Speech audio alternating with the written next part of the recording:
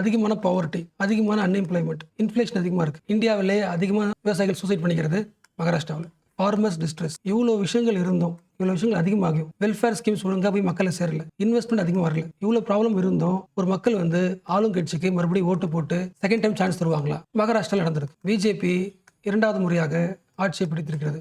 அதுவும் இது வரைக்கும் இல்லாத அளவுக்கு பயங்கரமான வெற்றி. ஸோ எக்கனாமிக்கல் ப்ராப்ளம் இருந்தும் மக்கள் அதை யோசிக்காம பிஜேபிக்கு ஓட்டு போட்டிருக்காங்கன்னா என்ன ரீசன்? இந்த பேக் ட்ராப்பை பார்க்கலாம். அண்ட் ஆல்சோ இந்த டாபிக் உங்களுக்கு எப்படி யூஸ் ஆகுனா, நெக்ஸ்ட் இயர் நடக்க போகிற தமிழ்நாடு எலெக்ஷனில் ஒவ்வொரு பார்ட்டியும் என்ன ஸ்ட்ராட்டஜி ஃபாலோ பண்ணுறாங்க, அவங்க ஃபாலோ பண்ணுற அந்த ஐடியாவுக்கு என்ன ரீசன் அப்படின்னு கம்பேர் பண்ணிக்கிறதுக்கு இந்த மகாராஷ்டிரா எலெக்ஷனோட பேசிக்ஸ் முக்கியம். ஸ்டார்ட் பண்ணலாம். மகாராஷ்டிரா மக்களோட லைஃப் அதிகமாக இம்பாக்ட் பண்ண 4 முக்கியமான பொலிட்டிக்கல் பார்ட்டிஸ். ஒன்று காங்கிரஸ், இந்தியன் நேஷனல் காங்கிரஸ், முக்கியமான கட்சி. 2வது என்சிபி, நேஷனல் காங்கிரஸ் பார்ட்டி, காங்கிரஸ்ல இருந்து பிரிஞ்சு ஒரு கட்சி ஆரம்பிச்ச ஒரு பார்ட்டி. 3வது பிஜேபி, 4வது லோக்கல் பார்ட்டி சிவசேனா. இந்த 4 பார்ட்டிஸ் தான் மக்களோட லைஃபை இம்பாக்ட் பண்ணிருப்பாங்க, இன்ஃப்ளூயன்ஸ் பண்றாங்க. 1995 வரைக்கும், 1950 இருந்து 1995 வரைக்கும் மகாராஷ்டிராவை ரூல் பண்ண ஒரே பார்ட்டி காங்கிரஸ் பார்ட்டி தான். அவ்வளோ ஸ்ட்ராங்கா இருந்த பார்ட்டி எப்போ லூஸ் ஆகுது, எப்போ வீக் ஆகுது? ரொம்ப சிம்பிள். காங்கிரஸ்ல இருந்து ஒரு முக்கியமான தலைவர் சரத் பவார் அந்த கட்சியை விட்டு வெளியே இன்னொரு கட்சி ஆரம்பிக்கிறார். அந்த கட்சி தான் இன்னொரு Congress party, national Congress party. So இது வரைக்கும் சேர்த்து வச்ச அந்த பீப்புள் சப்போர்ட் என்ன ஆகுது? உடையுதா? உடையும் போது என்ன ஆகும்? ஆட்டோமேட்டிக்கா மற்ற கட்சிக்கு ஒரு சான்ஸ் இருக்குல்ல. எஸ், அப்ப என்ன முடிவு பண்றாங்கன்னா, பிஜேபியும் சிவசேனாவும் நாம 2 ஒன்னா சேர்ந்தா ஒரு ஃபுல் சப்போர்ட் கிடைக்கும், இந்த டிவிஷனை யூஸ் பண்ண ஆரம்பிக்கிறாங்க. ஸோ அதுல இருந்தா மகாராஷ்டிரா பாலிட்டிக்ஸ்குள்ள பிஜேபியோட இன்ஃப்ளூயன்ஸ் எல்லாமே ஸ்டார்ட் ஆகுது. அதோட ஹைலைட் பாயிண்ட் 2014 தேர்தல். 2 பேரும் கூட்டணி வைக்கிறாங்க. பிஜேபி சிவசேனாவும் ஒரே வாய்ஸா பேசுறாங்க, ஜெயிக்கிறாங்க. பிஜேபி ஆட்சி பிடிக்குது. அதே கூட்டணி மறுபடியும் அடுத்த 5 வருஷத்துல 2019 அகைன் நிக்கிறாங்க, ஜெயிக்கிறாங்க. 2019 ஜெயிச்சதுக்கு அப்புறம் தான் ஒரு கான்ஃபிளிக்ட் வருது. யாருக்கு? பிஜேபிக்கும் சிவசேனா கட்சிக்குள்ளேயும் ஒரு பிரச்சனை வருது. என்ன பிரச்சனை வருது? யாரை சிஎம் ஆக்கலாம்? பிஜேபி கட்சி இருந்து சிஎம் ஆக்கலாமா, இல்ல லோக்கல் பார்ட்டியான சிவசேனால வந்து சிஎம் ஆக்கலாம்? 2வது முறை ஆட்சி. 2 பேருக்கும் பேச்சுவார்த்தை ஒர்க் அவுட் ஆகல. சிவசேனா லோக்கல் பார்ட்டி, அப்ப அவருக்கு தான் அதிகமாக சப்போர்ட் இருக்கும், ஒரு பிளான் பண்றாரு. பிஜேபியோட கூட்டணியில இருந்து வெளியே வராங்க. சிவசேனாவோட கட்சி தலைவர் உத்தவ் தாக்கரே. பிஜேபி சப்போர்ட்ல இருந்து வெளியே வந்துட்டு மற்ற எல்லா கட்சி கூட, இந்தியன் நேஷனல் காங்கிரஸ், மற்ற இண்டிபெண்டன்ட் எம்எல்ஏஸ் எல்லாரும் ஒன்னா சேர்த்து இவர் தலைமையிலேயே மெஜாரிட்டி ப்ரூவ் பண்ணி ஆட்சி பிடிக்கிறார். அப்போ 2019 ரியாலிட்டியில எலெக்ஷன்ல பிஜேபி பிளஸ் சிவசேனா 2 பேரும் சேர்ந்து ஜெயிச்சிருந்தாலும் ஆட்சி பண்றது யாரு? சிவசேனா தான். என்ன காரணம்? பிஜேபி வெளியே வந்துட்டாங்க. யாரோட சப்போர்ட்ல ஆட்சி பண்றாரு? காங்கிரஸ் மற்ற எல்லாரும் கூட சேர்ந்து. சிவசேனா ஆட்சி நடந்துட்டு இருக்கு. பட் பயங்கரமான ட்விஸ்ட். இந்த சிவசேனா பார்ட்டியோட லோக்கல் பார்ட்டில இருக்கிற இன்னொரு தலைவர் வெளியே வரார், கட்சியை விட்டு வெளியே வரார். அவர் பேர் தான் ஷிண்டே. பேப்பர்ல பார்த்துருப்பீங்க, ஒரு போட்டோ வந்திருக்கும், ஏக்நாத் ஷிண்டே. லோக்கல் பார்ட்டி சிவசேனா தன்னோட பார்ட்டில இருந்து வெளியே வரார். வெளியே வந்துட்டு ஷிண்டே என்ன பண்றாருன்னா, பிஜேபி கூட பேசுறாரு. பிஜேபி கூட பேசி ஒன்னா கூட்டணி அமைக்கிறார். கூட்டணி அமைச்சு சட்டமன்றத்தில் சொல்றாரு, உத்தவ் தாக்கரே ஆட்சி பண்றாரு சிவசேனா பார்ட்டில. பட் ஆக்சுவலா அவர்கிட்ட நான் பிரிஞ்சு வந்துட்டேன், ஆல்மோஸ்ட் எல்லாரோட சப்போர்ட்டும் எனக்கு தான் இருக்கு, முடிஞ்சா இவரோட சப்போர்ட்டை காட்ட சொல்லுங்க. அதெல்லாம் எப்போ? 2019 அப்புறம் லாஸ்ட் 5 இயர்ஸ் உத்தவ் தாக்கரேயால சப்போர்ட் காட்ட முடியல. ஸோ பிஜேபி கூட சேர்ந்து ஷிண்டே சிஎம் ஆகிறார். பட் இதனால பிஜேபிக்கு என்ன பெனிஃபிட்? பிஜேபியோட ஹெட், மகாராஷ்டிராவோட பிஜேபியோட ஹெட் பட்னாவிஸ், இவருக்கு டெபியூட்டி சிஎம் கொடுத்தாச்சு. இப்படியே இருந்தா ஓகே. பட் இன்னொரு ட்விஸ்ட் நடக்குது. நம்ம இன்னொரு பார்ட்டி பார்த்தோம்ல, நேஷனல் காங்கிரஸ் பார்ட்டி, சரத் பவார் முக்கியமான லீடர்ல, அந்த பார்ட்டில இருந்து ஒரு ஆள் வெளியே வர்றார், பிரிஞ்சு வெளியே வர்றார். அவர் பேர் அஜித் பவார். இவர் என்ன சொல்றாருன்னா, நான் பிரிஞ்சு வெளியே வந்துட்டேன், நேஷனல் காங்கிரஸ் பார்ட்டில யாருமே கிடையாது, எல்லா எம்எல்ஏஸும் என் கூட தான் இருக்காங்கன்னு சொல்லிட்டு எல்லாரும் ஒன்னா சேர்ந்து BJP plus Shinde plus Ajit Pawar 3 பேரும் ஒன்னா ஆட்சி பண்ணலான்னு ஆட்சியில ஜாயின் பண்றாங்க. எல்லாமே லாஸ்ட் 3 இயர்ஸ் நடந்தது. அஜித் பவாருக்கு என்ன யூஸ்? எஸ், 2வது டெபுட்டி சிஎம். இது வரைக்கும் உருவான பயங்கரமான ஸ்ட்ராங் அலையன்ஸ். ஆக்சுவலா இது நடக்கிறதுலாம் ட்விஸ்ட் நினைக்கிறீங்களா? ட்விஸ்ட் கிடையாது, எவ்ரிதிங் பிளான்ட். இதில் நீங்க நல்லா அப்சர்வ் பண்ணீங்கன்னா, இந்த ஃபுல் கிராண்ட் அலையன்ஸ்க்கு மெயின் காரணம் யாருன்னா பிஜேபி. ஒரு பக்கம் ஸ்ட்ராங் பண்ணி சொல்லப்படுற சிவசேனா பார்ட்டியை பிரேக் பண்ணி ஒரு ஆளை வெளியே கூட்டு வராங்க. யாரு? ஷிண்டே. நீ சிஎம் ஆறு, நான் ஹெல்ப் பண்றேன். ஓகே, இவர் லோக்கல் ஆளுவர். அதுக்கப்புறம் இன்னொரு முக்கியமான பார்ட்டி நேஷனல் காங்கிரஸ் பார்ட்டி, அங்கிருந்து ஒரு ஆளை கூட்டு வராங்க, அஜித் பவார், ஸ்ட்ராங்கான ஆள். உன்னை என்ன பண்றேன்? டெபுட்டி சிஎம் ஆக்குறேன். இவர் யாரு?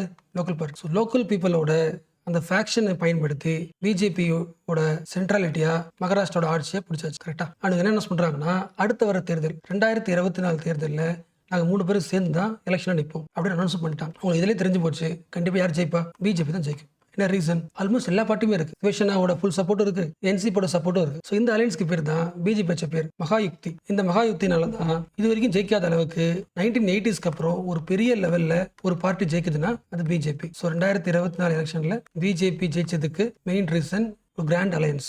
So biggest win since 1980s. மகாராஷ்டிராவில் இருக்கிற சட்டமன்றத்தில் இருக்கிற டோட்டல் 288 சீட்ல 234 ஜெயிச்சிருக்காங்க இந்த கூட்டணி மட்டும். ஆப்வியஸ்ல எஸ். இப்ப கம்பேர் பண்ண முடியுதா? எக்கனாமிக்கல் ப்ராப்ளம் இருந்தாலும் இந்தியாவிலே ஃபார்மர் சொசைட்டி அதிகமாக இருக்கிற ஸ்டேட் மகாராஷ்டிரா. இவ்வளோ விஷயங்கள் இருந்தாலும் இவங்க ஜெயிச்சதுக்கான மெயின் ரீசன் என்ன? Strategy is most important. And இந்த 288 பாதிக்கு பாதி, அதாவது 234 132 சீட்டு வந்து பிஜேபி ஜெயிச்சிட்டாங்க. ஸோ இது வரைக்கும் இல்லாத அளவுக்கு வெற்றி. ஸோ இது மட்டும் தான் ரீசனா கேட்டா ரீசன் கிடையாது. பட் தெரிஞ்சுக்க வேண்டியது 2025 தமிழ்நாடு எலெக்ஷன் நடக்க போதுன்னா எலெக்ஷன்ல முக்கியமா இன்ஃபுளுன்ஸ் பண்ண போறது ஸ்ட்ராட்டஜிக் அலையன்ஸ். அந்த அலையன்ஸ் மோஸ்ட் இம்பார்ட்டன்ட். அலையன்ஸை பேஸ் பண்ணி தான் யார் வீக்காக போறா, யார் ஸ்ட்ராங்காக போறான்னு தெரிஞ்சுக்கலாம். இது ஒன்று. ரெண்டாவது முக்கியமானது வெல்ஃபேர் ஸ்கீம்ஸ். முக்கியமா பினான்சியல் சப்போர்ட் பண்ற வெல்ஃபேர் ஸ்கீம், டைரக்டா மக்களுக்கு காசு போற ஸ்கீம்ஸ். இதுல ஒரு பார்ட்டி சக்சஸ் ஆயிடுச்சுன்னா கண்டிப்பா மக்கள் ஓட்டு போடுவாங்க. சக்சஸ் அர்த்தம், நான் ஆட்சிக்கு வந்தா உங்களுக்கு மாசம் இவ்வளவு காசு நான் என்ன பண்ணுவேன், அக்கௌண்ட்ல போடுவேன் அப்படின்னு அந்த வாக்குறுதியை வந்து செம ஸ்ட்ராங்கா மக்கள் ரீச் பண்ணிட்டேன்னா லாஸ்ட் டைமை விட ஓட்டு அதிகமா போறதுக்கு சான்ஸ் இருக்கு. அதுக்கு பெஸ்ட் எக்ஸாம்பிள் மகாராஷ்டிரா. மகிழா,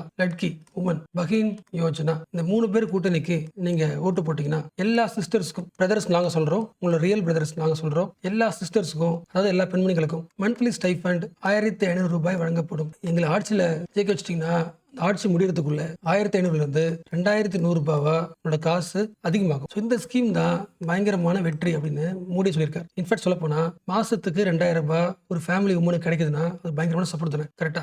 இந்த காலத்துல காசு ஒரு ஆளு 100 தர மாட்டாங்க. அப்படி படும்போது கவர்மெண்ட் ஒரு 2000 ரூபாய் தருச்சுன்னா எந்த கவர்மெண்ட் தருதோ அது ஓட்டு போடுறது ஓரளவுக்கு ரேஷனாலிட்டி தான் வச்சுக்கலாம். ரிசல்ட் என்ன ஆச்சுன்னா லாஸ்ட் டைமை விட உமனோட ஓட்டிங் டர்ன் அவுட் அதிகமாக இருக்கு. இந்த மகாயுக்தி அலையன்ஸ் இருக்குல்ல, இந்த அலையன்ஸுக்கு ஆண்களை விட பெண்கள் நிறைய பேர் ஓட்டு போட்டிருக்காங்க. அதிகமான ஓட்டும் புதுசாக ஓட்டு வந்திருக்கு.